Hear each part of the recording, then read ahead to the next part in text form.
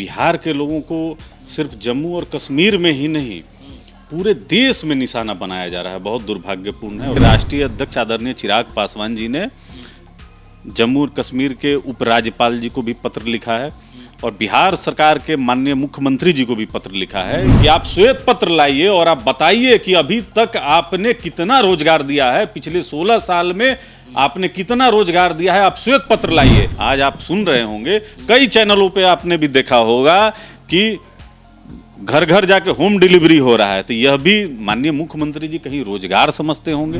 देखिए, जिस राज्य का मुख्यमंत्री ही अपने आंख के इलाज के लिए बिहार से बाहर जाता हो, उस राज्य का कितना दुर्भाग्य है कि यहाँ 12 करोड़ की आबादी है। आप समझ लीजिए कि कितने जो हमारे गरीब तबका के लोग हैं वो कैसे जाएंगे बाहर। हमारे साथ लोजपा रामविलास के जो प्रवक्ता हैं चंदन सिंह जी, उनसे हम आज कई सवाल पूछेंगे। जिस तरीके से जम्मू कश्मीर में बिहारियों को ही टारगेट किया जा रहा है, बिहार में विधानसभा के 2 सीटों के उपचुनाव भी होने, कई मुद्दों को लेकर आज हम चंदन जी से बात करेंगे और इनके भी 2 उम्मीदवार कुशेश्वर स्थान और तारापुर से कैंडिडेट इनके भी उम्मीदवार खड़े हुए हैं, इनके भी पार्टी से। चंदन जी, सबसे पहला सवाल कि बिहार में जिस तरीके से बिहारियों को ही टारगेट किया जा रहा है जम्मू कश्मीर में, खास तौर पर बिहारियों को ही क्यों टारगेट किया जा रहा है? देखिए, बहुत दुर्भाग्यपूर्ण है। देश में कहीं भी जाकर अपना रोजगार करना, ये देश भर के भारतीयों का ही हक है, लेकिन खास करके बिहार के लोगों को सिर्फ जम्मू और कश्मीर में ही नहीं पूरे देश में निशाना बनाया जा रहा है। बहुत दुर्भाग्यपूर्ण है। और ख़ास करके जम्मू और कश्मीर में तो आपको मालूम है कि पाकिस्तान द्वारा जो प्रायोजित आतंकवाद है उसके शिकार अब हम लोग हो रहे हैं। लेकिन इसके पीछे भी कुछ वजह है जो आपको देखना पड़ेगा।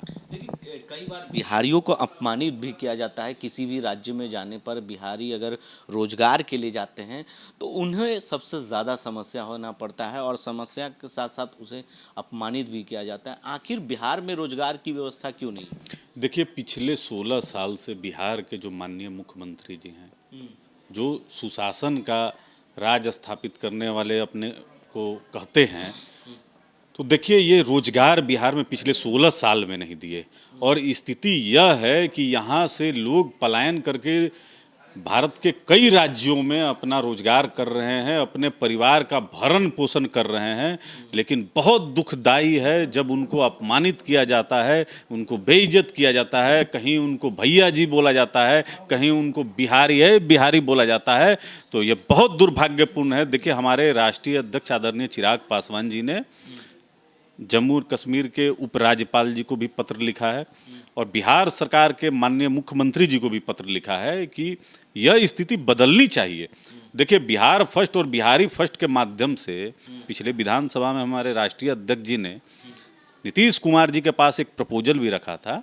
इसमें एक पलायन, जो आपका प्रवासी मंत्रालय का जिक्र किया गया था कि आप इसमें प्रवासी मंत्रालय को कीजिए, क्योंकि बिहार से बाहर कितने लोग हैं इनका एक सही डाटा आकलन हो हमारे पास, किस रोजगार में है। मुख्यमंत्री तो कह रहे हैं कि बिहार में रोजगार की समस्याएं जल्द से जल्द निपटारा करेंगे, रोजगार की जो काम है वो तेजी लाया जा रहा है। उनके पार्टी के लोग कई बार ये बातें कर चुके हैं।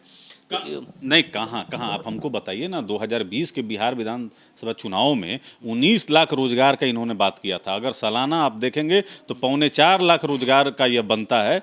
आप डाटा निकाल दीजिए। मैं तो कहूँगा माननीय मुख्यमंत्री जी से आपके माध्यम से कि आप श्वेत पत्र लाइए और आप बताइए कि अभी तक आपने कितना रोजगार दिया है, पिछले 16 साल में आपने कितना रोजगार दिया है। आप श्वेत पत्र लाइए और विधानसभा में इसकी आप चर्चा कीजिए। मैं आपको दावे के साथ कह सकता हूं कि इनके वादे खोखले थे और ये झूठ बोल के कहीं ना कहीं अभी तक अगर आप आंकड़ा निकाल लीजिएगा तो यह 1 लाख का भी आंकड़ा नहीं जाएगा इनका रोजगार का। तो देखिए, जो रोजगार भी जो ये सृजन कर रहे हैं, तो कहीं ना कहीं बिहार में जो शराबबंदी का जो ढोंग इन्होंने रचा, आज आप सुन रहे होंगे, कई चैनलों पे आपने भी देखा होगा कि घर घर जाके होम डिलीवरी हो रहा है। तो यह भी माननीय मुख्यमंत्री जी कहीं रोजगार समझते होंगे, सेल्फ रोजगार ये आ गया। तो कहीं ना कहीं हमारे बिहार के जो नौजवान हैं इनको काला बाजारी की तरफ धकेला जा रहा है।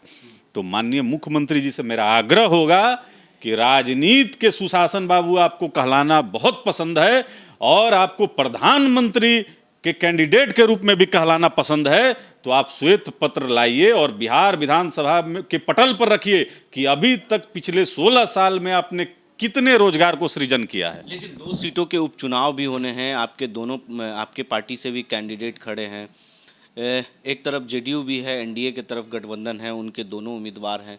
किस रूप में इसको देखते हैं, क्योंकि जेडीयू ने दावा पहले ही कर लिया है कि हमारे दोनों सीट जीत पहले से तय है, क्योंकि हम जीते हुए हैं, हमारे दिवंगत जो विधायक हैं उनके बाद ये पार्टी, क्योंकि उनकी जीत सुनिश्चित बताई जा रही है पार्टी की तरफ से, और मुख्यमंत्री ने भी दावा किया है। देखिए, कुशेश्वर स्थान और तारापुर के जो मूलभूत समस्या है, सड़क, बिजली, पानी, अगर आप वहाँ पे अगर ग्राउंड जीरो पे जाएंगे तो सड़क वहाँ पे है ही नहीं। तो इन सब विषयों को लेकर, और जो बिहार में यह रोजगार का विषय है, भ्रष्टाचार का विषय है और एक अपराध अपने आप में यह चरम पे है। देश में अगर आप अभी नीति आयोग के रिपोर्ट को अगर आप देखेंगे, अगर किसी पैमाना को आप मानते हैं तो नीति आयोग के जो अध्यक्ष होते हैं हमारे माननीय प्रधानमंत्री होते हैं। अभी सुन लीजिए, अभी 1 लाख की आबादी पे मात्र 6 बेड यहाँ पे उपलब्ध हैं बिहार में। यह बहुत शर्मसार है। जब हमने विगत दिनों जब कोविड का स्थिति बिहार में देखा और नदियों में लाशें तैर रही, जो मृत्यु हुई है उन कोरोना की वजह से हुई है, और एक ने अपने निजी अस्पताल में इलाज कराए, दूसरे विधायक ने दिल्ली जाकर इलाज कराया, तो क्या बिहार की स्थिति स्वास्थ्य व्यवस्था को लेकर सवाल खड़ा करती है? एक बार देखिए, जिस राज्य का मुख्यमंत्री ही अपने आँख के इलाज के लिए बिहार से बाहर जाता हो, उस राज्य का कितना दुर्भाग्य है कि यहाँ 12 करोड़ की आबादी है। आप समझ लीजिए कि कितने जो हमारे गरीब तबका के लोग हैं वो कैसे जाएंगे बाहर।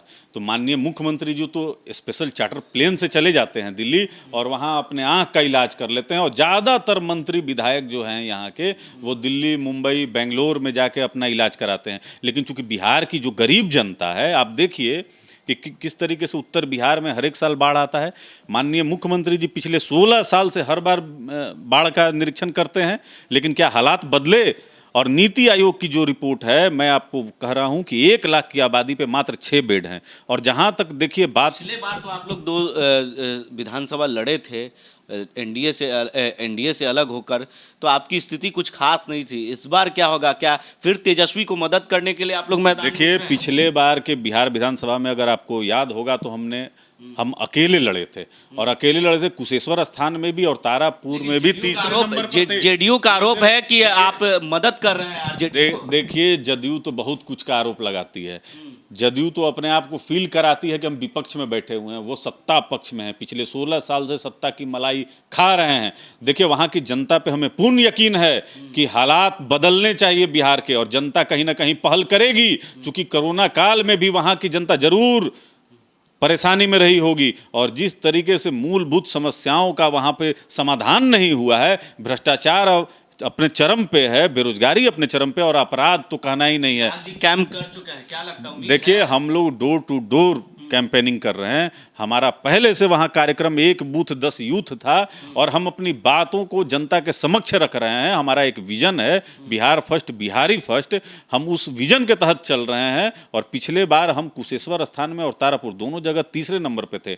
आप आकलन कीजिए कि हम अकेले लड़के तीसरे स्थान पे हैं, तो देखिए इस बार जदयू के विधायकों की वहाँ पे हम जो अभी लड़ रहे हैं उनकी जमानत जरूर जब्त कराएंगे, और जनता हमें पूर्ण समर्थन देगी, हमको पूर्ण यकीन है। तो देखिए, साफ तौर से चंदन सिंह जी थे जो लोजपा के रामविलास पार्टी से थे, प्रवक्ता हैं, और उन्होंने सीधे तौर पर अपनी जीत सुनिश्चित कर दी है और कहा है कि दोनों सीटों पर उपचुनाव होने विधानसभा के, उसमें एलजेपी फिर से अपनी भागीदारी पिछले विधानसभा में तीसरे पैदान पे थी, इस बार जीत सुनिश्चित होगी और जेडीयू की जमानत जब्त होगी। तमाम ऐसी खबरों के लिए आप बने रहें देश न्यूज़ के साथ और देखते रहें देश न्यूज़।